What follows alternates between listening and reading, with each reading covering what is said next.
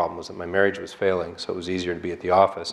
But the more I was at the office, the more the marriage was challenged. So it was a vicious spiral, and it cost me greatly in terms of relationships. What about that cost? I mean, we know the financial side was really good, and we know your marriage, as you said, dissolved. But how did it actually hurt your children? How did it actually impact how you work with your children?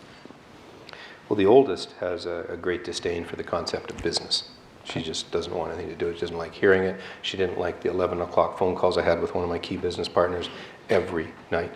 She didn't like, she liked some of the nice things that came with a lifestyle in business, but she made it pretty clear that she would reject all of it if she could. And it was partly living in her mother's shadow a little bit, so there was a bit of a disconnect for us there, and it's still a challenge for me. The other kids have adapted to it. I mean, one of them just says, bring it on, whatever. She laughs at it and doesn't really care. And then my son is just now starting to talk about maybe doing a business degree. But I've never asked or encouraged my children to follow in my footsteps. I want them to set their own path, and because happiness doesn't come following in daddy's footsteps or mommy's. It follows in really in choosing your own path.